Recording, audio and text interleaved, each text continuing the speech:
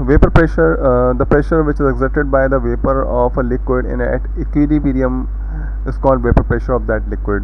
जो pressure exert किया जाता है वेपर्स के ज़रिए किसी भी लिक्विड में, जो वेपर्स प्रेशर डेवलप कर रहे होते हैं उसको इक्विलिब्रियम स्टेट में होना ज़रूरी है उसका, तो उसको हम वेपर प्रेशर कहते हैं. इसको हम इस तरह भी डिफाइन कर सकते हैं, the pressure exerted by the vapours of the liquid when the rate of evaporation is and the rate of condensation become equal.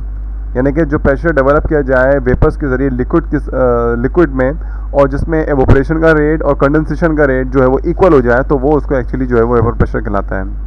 Different liquid जो होते हैं उनके पास डिफरेंट वेपर प्रेशर होता है और सिमिलर कंडीशंस के अंदर vapour pressure varies from the temperature by the temperature. जब जैसे ही आप टेम्परेचर चेंज करते हैं तो वेपर प्रेशर में भी चेंजेस देखने में आती हैं.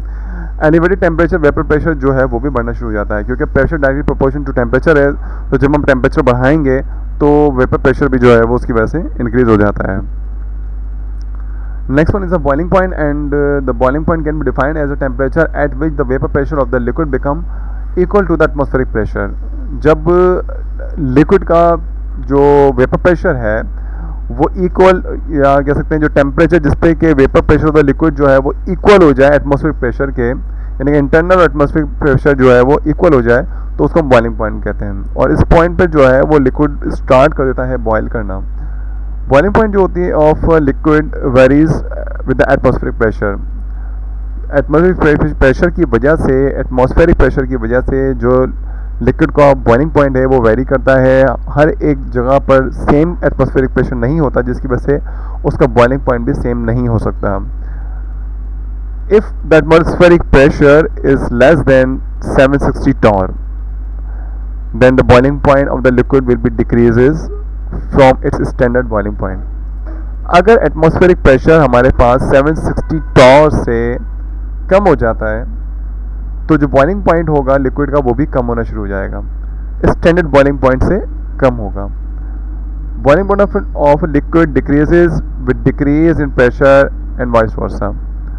जो बॉइलिंग पॉइंट होता है लिक्विड का वो डिक्रीज होता है. अगर हम प्रेशर को डिक्रीज करते हैं तो बॉइलिंग पॉइंट भी डिक्रीज होना शुरू हो जाएगा. What is solid state? It can be defined as the state of matter in which the atom, molecules or ions held together by strong electrostatic forces. ऐसी स्टेट मैटर की जिसके अंदर atom, molecule या ions एक दूसरे के साथ strong electrostatic force से कंबाइन हो या ज्वाइन हो, उसको हम सॉलिड स्टेट कहते हैं. सॉलिड पार्टिकल्स जो हैं वो इतने स्ट्रांगली बॉन्डेड होते हैं कि वो मूव नहीं कर सकते, and they possess vibrational energy, vibrational motion in their positions, in their atoms. उनके अंदर वाइब्रेशनल एनर्जी होती है, मोशन होता है, लेकिन वो मूवमेंट के काबिल नहीं होता, सिर्फ अपनी ही पोजीशन पर हल्का सा वाइब्रेट करते हैं. बिहेवियर ऑफ सॉलिड क्या होता है? सबसे पहला जो बिहेवियर है वो ये है कि compressibility. The compressibility of liquid of solid nearly zero. हम सॉलिड को कंपेयर नहीं कर सकते, कंप्रेस नहीं कर सकते, क्योंकि उसमें किसी किस्म के मॉलिक्यूल्स के दरमियान में जो है वो गैप ही नहीं होता है, और गैप ना होने की वजह से वो बिल्कुल पैक्ड होते हैं, तो वो फर्दर कंप्रेसिबल नहीं होते हैं. टाइटली बाउंड पार्टिकल्स होते हैं उनके अंदर, और उनकी डेंसिटी जो है वो हायर होती है गैसेस और लिक्विड के मुकाबले में. Deformity. Solid deform by high pressure due to dislocation of particles. Deform का मतलब होता है अपनी फॉर्म को चेंज कर लेना या फॉर्म को ख़त्म करके नई फॉर्म में आ जाना. लेकिन सॉलिड जो है वो डिफॉर्म उस वक्त होता है जब हम उसको हाई प्रेशर दे रहे होते हैं, तो जो उनके पार्टिकल्स होते हैं ना वो डिसलोकेट होना शुरू हो जाते हैं, और डिसलोकेट होने की वजह से वो डिफॉर्म होना शुरू हो जाते हैं, और ये सब हाई प्रेशर की वजह से होता है. Third one is diffusibility.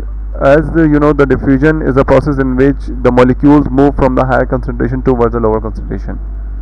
That's we call diffusion. And solid can be diffused by vibrational motion. जितना ज़्यादा vibrational motion होगा उससे solid diffuse हो सकता है. Melting के हवाले से कह रहे हैं solid melt होता है जब हम उसको heat करते हैं at a particular temperature, because the force of attraction become weak by temperature. Solid उस वक्त melt होता है जब उसको हम हीट देते हैं, जब उसको हम टेम्परेचर देते हैं, क्योंकि जो फोर्स ऑफ अट्रैक्शन होती है वो टेम्परेचर की वजह से वीक हो जाती है, और वीक होने की वजह से उनमें डिस्टेंस, मॉलिक्यूल्स में डिस्टेंस होना या बढ़ना शुरू हो जाता है, जिसकी वजह से वो मेल्टिंग पोजीशन इख्तियार कर लेते हैं, कंडीशन इख्तियार कर लेते हैं। सब्लिमेशन क्या होता है? Some solid substances such as camphor, iodines, solid carbon dioxide, naphthalene, etc. change directly to the vapor on heating without passing through liquid state or the phase. The phenomenon is called sublimation. Sublimation एक ऐसा process है जिसमें solid जो है वो directly gases state में convert हो जाता है, लेकिन वो लिक्विड स्टेट में नहीं आता।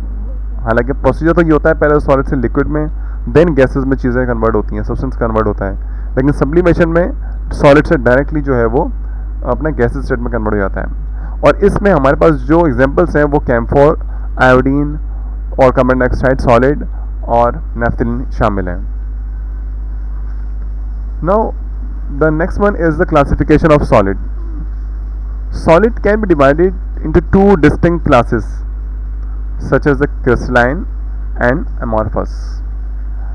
Crystalline solid कौन सा होता है? इनकी कुछ प्रॉपर्टीज़ होती हैं। जो क्रिस्टल होता है जिसके अक्रॉस हम देख सकते हैं, और amorphous solid वो होता है जो सॉलिड तो हो लेकिन उसके अक्रॉस हम ना देख सकें, वो ब्लर होता है या उसमें उसके अक्रॉस हम कोई चीज़ देख नहीं सकते, वो लाइक मिरर की तरह नहीं होता, शीशे की तरह नहीं होता, ये कह सकते हैं।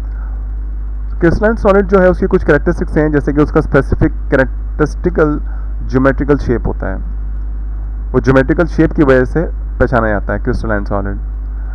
उनके पास हाईली ऑर्डर्ड में 3 डायमेंशनल अरेंजमेंट होती है पार्टिकल्स में, and they are bounded by the planes और द फेसेस।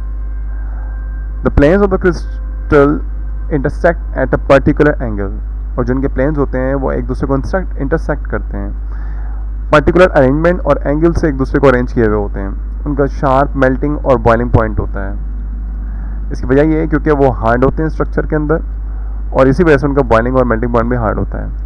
इसमें एग्जाम्पल हमारे पास जो है वो कॉपर सल्फेट की है, निकल सल्फेट है, डायमंड है, graphite, sodium chloride and sugar etcetera. Now amorphous solid क्या होते हैं? इनकी कुछ प्रॉपर्टीज़ हैं, फिजिकल प्रॉपर्टीज़ में आप देखें कि they don't have the definite geometrical shape. इनकी ज्योमेट्रिकल शेप है वो डेफिनेट नहीं होती, कोई भी शेप इसकी हो सकती है। उसके अलावा रैंडमली अरेंज होते हैं, इनके अंदर जो पार्टिकल्स हैं वो 3 डायमेंशन के अंदर रैंडमली अरेंज होते हैं, जिसकी वजह से उनका शार्प मेल्टिंग पॉइंट नहीं होता, और ये बनते हैं सडन कूलिंग की वजह से। जब सडनली कूलिंग होती है किसकी, लिक्विड स्टेट की, तो वो जो है वो उस दौरान बनते हैं, मेल्ट होते हैं। वैरायटी ऑफ टेम्परेचर्स के अंदर है, कोई स्पेसिफिक टेम्परेचर भी नहीं होता, क्योंकि इनके हर एक एंगल के ऊपर जो बॉन्डिंग होती है वो डिफरेंट होती है, तो स्पेसिफिक टेम्परेचर इस वजह से इनका नहीं होता। उसके अलावा इनके अंदर जो एग्जाम्पल शामिल हैं वो coal, coke, glass, plastic, rubber etcetera ये शामिल हैं। क्रिस्टल्स की टाइप्स कौन सी होती हैं? क्रिस्टल्स को हमने 4 कैटेगरीज में डिवाइड किया हुआ है। एक तो फर्स्ट वन है इसमें atomic crystal, ionic crystal, covalent crystal, molecular crystal. Atomic crystals कौन से क्रिस्टल्स होते हैं? ऐसे क्रिस्टल्स जिनके अंदर एटम्स एक दूसरे के साथ मेटालिक बॉन्ड बनाएं या एक दूसरे के साथ कंबाइन होकर मेटालिक बॉन्डिंग करें। ये हार्डन इन स्ट्रक्चर होते हैं, and they are having high melting and boiling point. They are having the shiny surface and capable to conduct heat and electricity. They are ductile, means इनको हम wire की form में भी convert कर सकते हैं, and they are malleable.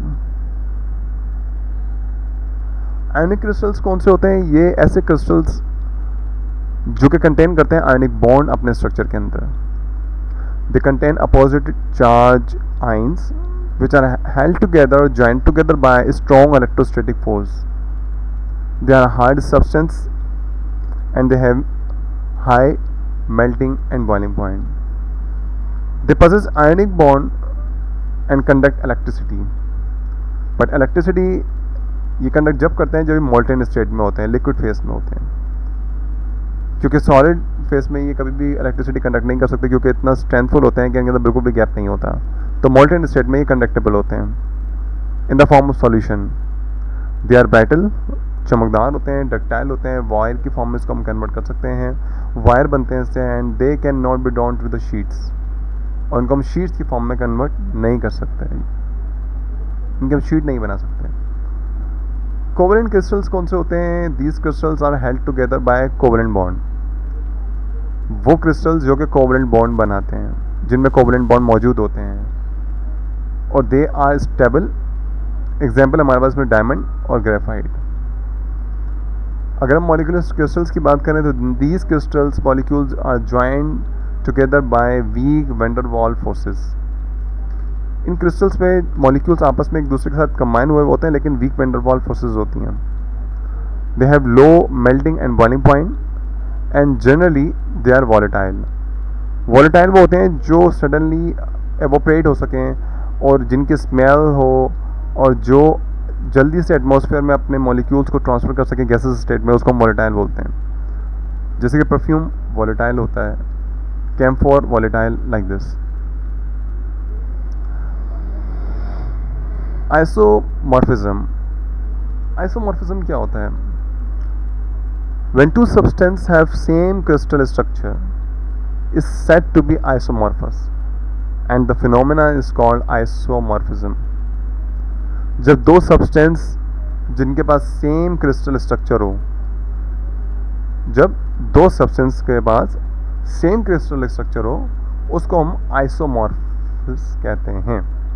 Iso का मतलब होता है सेम, मॉर्फ का मतलब होता है स्ट्रक्चर, सेम स्ट्रक्चर रखने वाले सब्सटेंसेस। और जिस फिनोमिना में ये काम हो रहा होता है उसको हम आइसोमॉर्फिज्म कहते हैं। जैसे कि हम अगर बात करें कैल्शियम कार्बोनेट की और सोडियम नाइट्रेट, कैल्शियम कार्बोनेट और सोडियम नाइट्रेट दोनों आपस में ट्राइगोनल क्रिस्टल्स बनाते हैं। Isomorphically they are similar. Similarly zinc sulphate and nickel sulphate isomorphically with the reference of you can say structure they are orthorhombic crystals. ये orthorhombic crystals बनाते हैं, दोनों के ऑर्थोरोम्बिक होते हैं। हालांकि मॉलिक्यूल्स जो इनका फार्मूला है, जो ये सब्सटेंस है, ये डिफरेंट है, लेकिन इनका जो स्ट्रक्चर होगा वो सेम होगा। प्रॉपर्टीज़ क्या होती हैं आइसोमॉर्फिक सब्सटेंसेस की? इस किस्म के जो सब्सटेंसेस होते हैं इनका सेम एटॉमिक रेशियो होता है, और एम्पेरिकल फार्मूला जो इनका होता है वो भी सेम होता है। जैसे कि हमारे पास सोडियम फ्लोराइड, मैग्नीशियम ऑक्साइड, इन दोनों का रेशो 1:1 होगा एटम्स के अंदर। अगर 1 हमारे पास सोडियम है तो 1 fluorine, 1 magnesium, 1 oxygen, like this, दोनों का 1:1 होगा। सिमिलरली अगर हम बात करें जिंक सल्फेट की, तो सल्फेट इसमें 4 है, यानी ऑक्सीजन 4 है, सल्फर 1 है एंड जिंक 1 है, तो 1:1:4। सिमिलरली निकल सल्फेट है तो निकल का 1, सल्फेट का 1 हो जाएगा रेशो, एंड ऑक्सीजन 4। तो इन दोनों की जो कंपोजिशन है, जो एम्पेरिकल फार्मूला होगा वो सेम है, जिसकी वजह से ये एक दूसरे के साथ आइसोमॉर्फस कहलाते हैं। They have different chemical and physical property, लेकिन ज़ाहिर है सब्सटेंस डिफरेंट है तो इनकी केमिकल और फिजिकल प्रॉपर्टीज़ में जो है वो चेंज होगा या वो डिफरेंट होंगे। When their solution are mix they form mix crystal. इनके सॉल्यूशन मिक्स करने के बाद मिक्स क्रिस्टल बनाते हैं, और ये आप कह सकते हैं कि शो करते हैं ओवर ग्रोथ की प्रॉपर्टी को।